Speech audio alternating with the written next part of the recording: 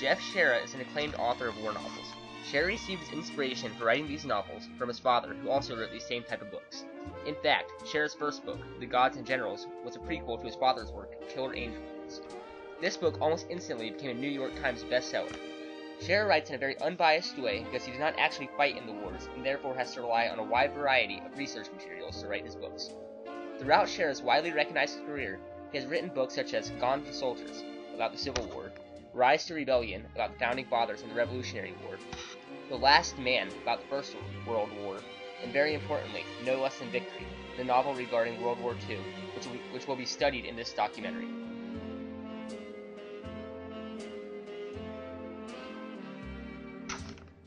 No Less Than Victory was published in 2009 and is one of 3 books in a trilogy about the western frontier of World War II.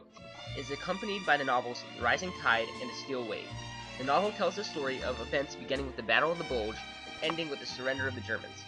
Although No Less Than Victory is a work of fiction, as all of Shara's novels are, it is based on real people, mixed with fictional characters and factual accounts of these men. For this reason, the novel can be regarded as accurate in the big picture, although not in the specific experiences of these men, such as conversations they had with other soldiers. Included in the novel are perspectives from many different people, varying in ranks and nationalities. In fact, within the novel, there are chapters centering on both a regular soldier, whose rank is as low as a private, to the leader of the entire American forces, Dwight Eisenhower. Within the novel, these men experience various situations regarding the tense battle, which was occurring in Europe. To give you a better idea of the fighting which was taking place in Europe, let's look at a clip from a movie portraying fighting in World War II.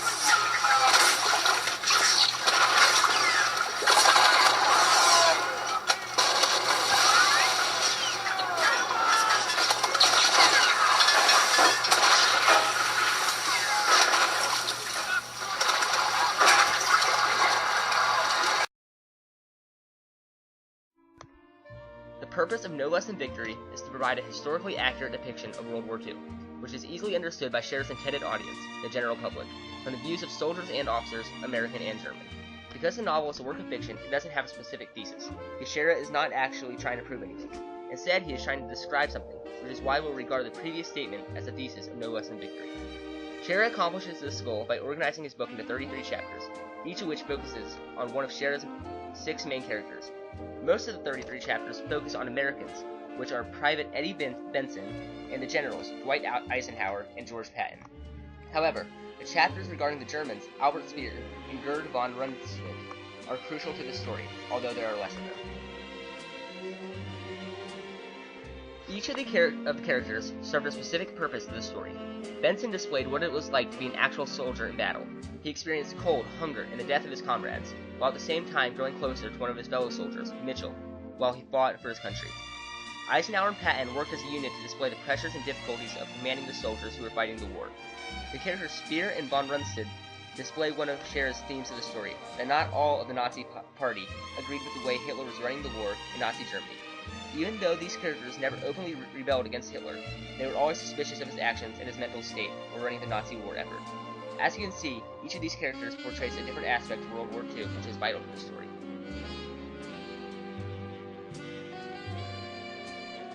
To take a closer look at Shera's style of organization, let's take a closer look at chapters 10 through 15 of No Less Than Victory. Chapter 10 centers around Eisenhower as he makes command decisions with other high-ranking Allied officers. It sheds light on how many of the officers from different nations often disagree with each other about the best course of action. After this chapter, Shera shifts his narration to the story of Benson as he describes the cold and hunger which the common Allied troops face as they march through Germany. Chapter 12 continues Benson's story and displays Benson and other troops escape from German soldiers.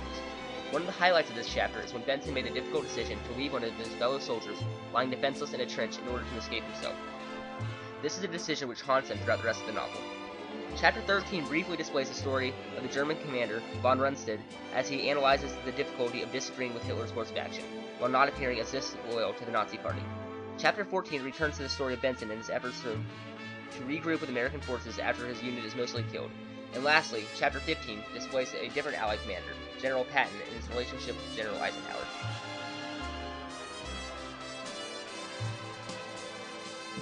As you can see from this section, which serves as a microcosm for the entire book, Shera jumps between different plotlines often quite rapidly. This requires the reader to have to read very closely in order to keep track of all the plotlines and how they relate to each other, which they often do in very subtle ways. For example, at one point in the book, Generals Eisenhower and Patton arrived at the same concentration camp in which Benson had liberated and was residing in. This can be considered one limitation of the book, since it is oftentimes confusing. However, it is a necessary limitation in order to convey all parts of Shera's intended emphasis, which is the command roles and regular soldier roles of Americans and Germans. Using this organization, Shera effectively displays World War II. His methods are very sound and are used effectively to convey different aspects of the war. Other books written by Shera use the same method of organization, which he has found very effective. Notably are the books The Rising Tide and The Steel Wave, the prequels to No Less Than Victory. In fact, both of these novels include some of the same characters, including General Eisenhower. The primary difference between No Less Than Victory's companion novels and No Less Than Victory is that the companion novels focus on different aspects of the war than No Less Than Victory does. While this book focuses on the end of the war, when the Allies clearly had the upper hand, Steel Wave focuses on the section of the war briefly before D-Day, and The Rising Tide focuses on the invasion of northern Africa. While the time periods of these novels differs, all three of them included characters from different aspects of the war. In general, Shera includes the same generals, but different regular soldiers throughout the trilogy. Throughout No Less Than Victory, Shera relies both on factual evidence and inferred evidence to prove his point.